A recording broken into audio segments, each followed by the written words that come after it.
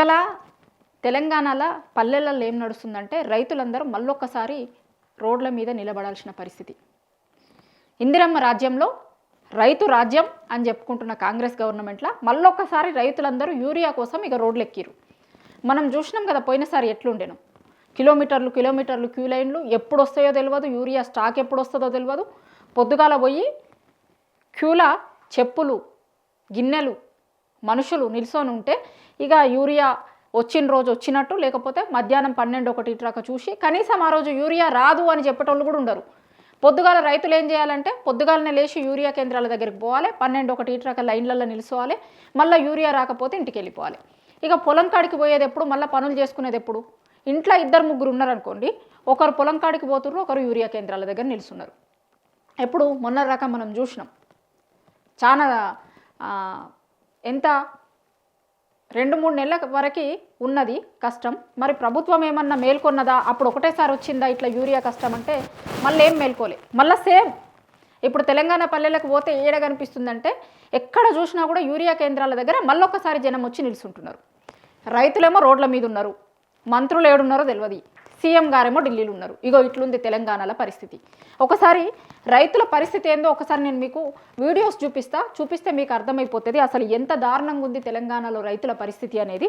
ఇగో ఇదంతా యూరియా కోసం యూరియా కేంద్రాల దగ్గరకు వచ్చి ఇగో కూస్తున్నారు, పాస్బుక్లు పట్టుకొని వచ్చి యూరియా కేంద్రాల కాడ కూస్తున్నారు. సట్టన చలి పెడుతుంది. ఇప్పుడు ఏం చెప్తున్నారు, ఎప్పుడు లేనంతగా ఈ సంవత్సరం ఉన్న చలి ఎప్పుడు పెట్టలే ఇంత చలి. అంత చలి పెడుతుంది అని ఒక వారం 10 రోజుల నుంచి అయితే విపరీతమైన చలి పెడుతుంది. ఇంకా ఊర్లలో చలులు ఎట్లుంటాయి తెలుసు మనకి. హైదరాబాద్లో ఉన్న వాళ్ళకే పొద్దుగాల బయట పెట్టాలంటే, కాలు బయట పెట్టాలంటే గజగజ వణుకుతురు. రైతులు అట్లాంటి చలిలా పొద్దుగాల 3 గంటలకు లేచి యూరియా కేంద్రాల దగ్గర వాళ్ళకున్న అవస్థలు ఇవి.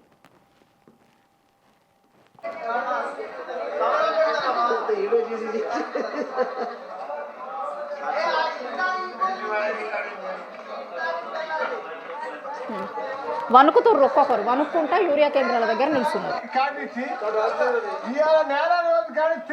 ఇగో ఈయన చెప్తుండు చూడుర్రి, ఈ పెద్ద ఆయన చెప్తుండు, పాస్బుక్ పట్టుకొని వచ్చిండు ఏంది పరిస్థితి అనేది.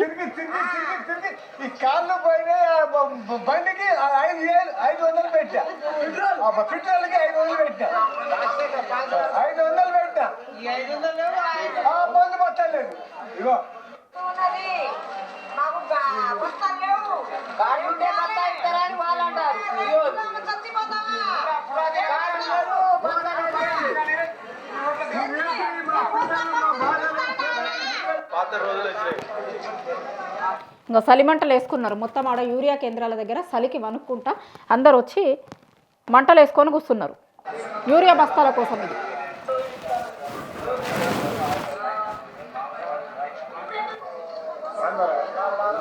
చూడు పాప మీడికి వచ్చి నిద్రపోతుర్రు. ఇది దగ్గర పొద్దుగాల 3 గంటలకు 3:30కు ఆ పొద్దుగాల 3-3:30కు వచ్చి నిలుచుంటే యూరియా వస్తే వస్తుంది, లేకపోతే లేదు. అదృష్టం ఇక గంతే. మళ్ళీ చెప్పేటోళ్ళు కూడా ఉండరు.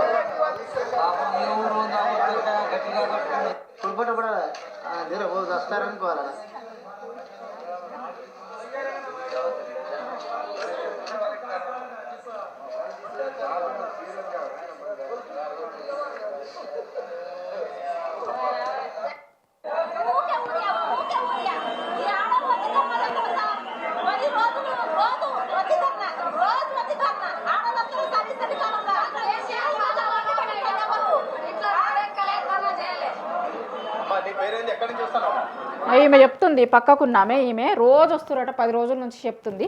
ఈ పక్కకున్న అమ్మ కూడా మాట్లాడుతుంది, ఎప్పుడు కేసీఆర్ గవర్నమెంట్లో ఇట్లా యూరియా కోసం రోడ్లు ఎక్కాలి అని చెప్తున్నారు.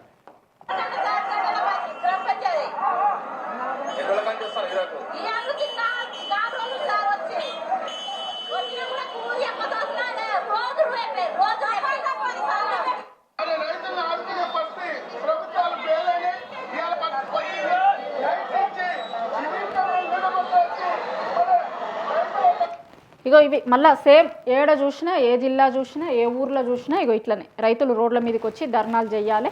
రైతులందరూ రోడ్ల మీద ఉంటారు, కానీ సీఎం గారు ఢిల్లీలో ఉంటారు. మరి రైతులకు ఏమన్నా చెప్పిర్రా అంటే ఏం లేదు. నిన్నగాక మొన్న మనం వార్తలు చూసినాం కదా, ఏం చేసిర్రు, యూరియా అన్నట యాప్లో ఇస్తాము అన్నారు. మరి ఆ యాప్లో నన్ను ఇస్తుర్రా అంటే ఏం లేదు. ఇప్పుడు చాలా చోట్ల ఆ యాప్ పనిచేస్తలేదు అని మళ్ళీ యూరియా కేంద్రాల దగ్గరికి రమ్మంటారు. ఆధార్ కార్డు పట్టుకొని పోయి యూరియా కేంద్రాల దగ్గర కూర్చోవాలి. యూరియా వచ్చేది ఉండదు, పోయేది ఉండదు. 4 రోజులు, వారం రోజులు, 10 రోజుల నుంచి తిరుగుతున్న వాళ్ళు ఉన్నారు. మీరు ఈ క్యూ లైన్లు ఇదంతా వద్దనుకొని యాప్ తీసుకొని వచ్చినామన్నారు కదా, మరి ఆ యాప్ నన్న చక్కగా చేసిరా? అది లేదు. ఆ యాప్లు ఇచ్చేది లేదు, ఏమీ లేదు, బయట ఇచ్చేది లేదు. వారం 10 రోజుల నుంచి రైతులందరూ రావాలి, చూడాలి, సాయంత్రం వరకు చూడాలి, యూరియా వస్తలేదని మళ్ళీ వెళ్ళిపోవాలి. ఇప్పుడు ప్రభుత్వాలకి కనీసం అవగాహన ఉండాలి. యూరియా ఎప్పుడు ఇస్తారు, రైతులు ఎంత స్టాక్ కావాలి, మన రాష్ట్రంకి ఎట్లా తెచ్చి పెట్టుకోవాలి, ఇబ్బంది పడకుండా రైతులను ఎట్లా చూడాలి అనే దాని మీద ఏమీ లేదు. దాని మీద ఎట్లాంటి సోయి ఉండదు.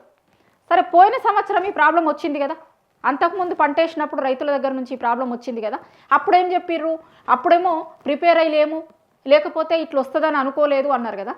మరి ఆల్రెడీ ఒకసారి ఆ సమస్య వచ్చినప్పుడు మళ్ళోసారి యూరియా వేసే టైం వచ్చినప్పుడు కనీసం పోయినసారి ఇప్పుడు రిపీట్ కాకుండా ఉండాలి, మనం తెచ్చి పెట్టుకుందాం, స్టాక్ పెట్టుకుందాం. లేకపోతే మన దగ్గర పంట సాగు చేస్తున్న వాళ్ళు ఎంతమంది, ఎంత కావాలి యూరియా, ఏంది, మొత్తం ఏమన్నా ఎక్సర్సైజ్ చేసిరా? ఏం లేదు. ఇప్పుడు రైతు భరోసా సేమ్ ఇట్లనే, దీని సంగతి కూడా ఆల్రెడీ పంటలు వేస్తున్నారు. రైతు భరోసా ఏదో కొత్త రూళ్ళు పెడతారట, కొత్త అవి చేస్తారట, ఎప్పుడు ఇస్తారు, ఏం చేస్తారు, ఏమీ తెలియదు. ఆల్రెడీ ఇచ్చుడు స్టార్ట్ కావాలి. అంతకుముందు బీఆర్ఎస్ గవర్నమెంట్ ఉన్నప్పుడు డిసెంబర్ నుంచి ఇచ్చుడు స్టార్ట్ అవుతుండే. జనవరిలో ఇస్తామంటారు, పండగ వేయడానికి ఇస్తామంటారు, పండుగకు ముందు అంటారు. ఇక ఎప్పుడు ఇస్తారు, ఏం చేస్తారు అనేది ఇప్పటివరకు క్లారిటీ లేదు. ఎగ్గొట్టినట్టే కనిపిస్తుంది. అది కూడా మళ్ళీ కొత్త రూళ్ళు తీసుకొని వస్తారట దానికోసం. ఆ కొత్త రూళ్ళు ఏం తీసుకొని వస్తారు, ఏం చేస్తారు అనేది దీని లెక్కనే అవుతుంది. అది కూడా యూరియా కదా, యాప్లు ఇస్తాం, ఇది చేస్తాం, అది చేస్తామని మళ్ళీ ఒకసారి రైతులందరూ రోడ్లు ఎక్కేటట్టు అయింది కదా. ఆ సంగతి కూడా అట్లనే అవుతుంది. ఓ దిక్కు రైతులకు యూరియా ఇచ్చేది లేదు, పెట్టుబడి సాయం ఇచ్చేది లేదు. మళ్ళీ మీద నుంచి మాత్రం మేము రైతులకి మస్తు చేసినాం, రైతు రాజ్యం తీసుకొని వచ్చినాము అని చెప్తారు. ఒక్కసారి ఊర్లలోకి పోయి అడిగితే చెప్తారు రైతులు ఎట్లుంది పరిస్థితి, ఏముంది అని. ఆల్రెడీ చూసినాం కదా మొన్న మనం సర్పంచ్ ఎన్నికలలో వీళ్ళందరే ఊర్లలో ఓట్లే, అందుకే ఆ రిజల్ట్ వచ్చింది. కాంగ్రెస్ ప్రభుత్వం వల్ల ఇంకా గుర్తు మీద జరగలే. గుర్తు మీద జరిగితే ఇంకా దారుణంగా ఉంటుండే. గుర్తు మీద జరగని ఎన్నికలలోనే ఆ ఊర్లో ఇవ్వడాన్ని ఈయన కాంగ్రెస్ పార్టీ వాళ్ళు సపోర్ట్ చేస్తున్నట్టు ఈయనకి అంటేనే అంత దూరం పంపించిర్రు ఆయనని. ఇండిపెండెంట్లు గెలిచిర్రు, రెబల్లు గెలిచిర్రు, ప్రతిపక్ష పార్టీ వాళ్ళు గెలిచిర్రు.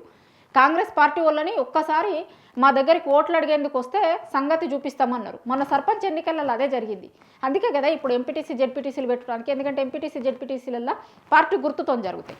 మన సర్పంచ్ ఎన్నికలు ఏముంది, పార్టీ గుర్తు మీద జరిగేటి కాదు. అయినా సరే మళ్ళీ కాంగ్రెస్ వాళ్ళు మాకే వచ్చినాయని చెప్పుకున్నారు. అది వేరే ముచ్చట. కానీ తెలుస్తుంది, ఊర్లల్లో అర్థమవుతుంది ఎవరు ఏ పార్టీ వాళ్ళు సపోర్ట్ చేస్తున్నారు, ఏం చేస్తున్నారు.